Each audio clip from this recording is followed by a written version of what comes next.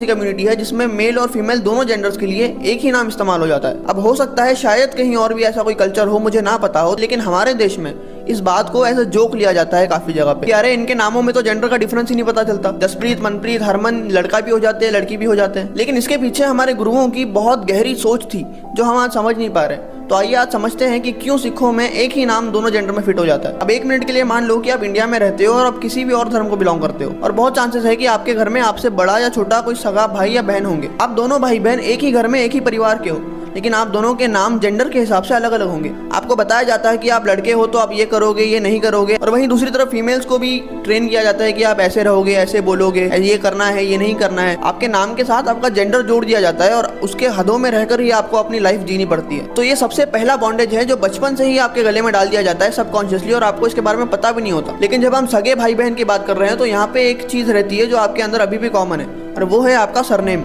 क्योंकि आपके पुरखे तो एक ही हैं। अब मान लो कि आप समाज में बाहर निकलते हो तो अब आपको आपका नाम प्लस आपका सरनेम पूछा जाएगा। अब यहाँ पे चाहे आपका धर्म सेम हो, लेकिन जाति के तौर पे आपको जज किया जाएगा बाकी लोगों से। और ये कोई पुरानी बात नहीं है, आज भी हमारे देश में ऐसा होता है। और मैं ये भी नहीं बोल रहा कि ये जातिवाद सिर्फ बाकी धर्मों में या सिखों में नहीं है। ये कमियां आज के समाज में सिखों में भी शायद उतनी ही है जितनी बाकी धर्मों में, लेकिन सिखिज्म की बुनियादें इस तरीके से डिजाइन करी गई है कि ये भेद मिटाया जा सकता है। और इसका बहुत बड़ा कारण है हमारे 10 गुरु साहिबान, जिन्होंने सिर्फ ये कहा नहीं कि सब एक है, बल्कि हर जनसाधारण के जीवन में इस बात को उतारने का प्रयत्न भी किया। पहले जो जातिवाद और ऊंच नीच का भेद था उस पे सबसे पहले वार किया गुरु नानक पातशाह ने, जब एक पंगत में सारे जाति वर्ण के लोगों को बिठाकर साथ में लंगर बरताया गया। और इसी को दूसरा रूप दिया गुरु गोविंद सिंह जी महाराज ने, जब गुरु पिता ने एक ही खंडे बाटे का अमृत छका के हर जाति वर्ण के लोगों को पीछे की पहचान मिटाकर सिर्फ और सिर्फ सिंह बनने का आदेश दिया। बाकायदा ये हुक्म हुआ कि जैसे ही कोई अमृत की दात प्राप्त करेगा उसके पिछले जाति वर्ण सब नष्ट माने जाएंगे और आज से उसकी पहचान सिर्फ एक सिंह की होगी। उसके बाद गुरुजी ने जेंडर वाला भेद भी खत्म कर दिया, जब गुरुजी ने सिंह और कौर ये बराबर के टाइटल सिखों को प्रदान करे, और साथ में दिया गया वही शस्त्र, वही स्वरूप, वही विरासत जो आज भी आपको सिखों में देखने को मिलती है। और अब सोचने वाली बात है कि जब गुरु पिता ने एक इंसान के तौर पे सबको देखा, जेंडर का कोई डिफरेंस रखा ही नहीं,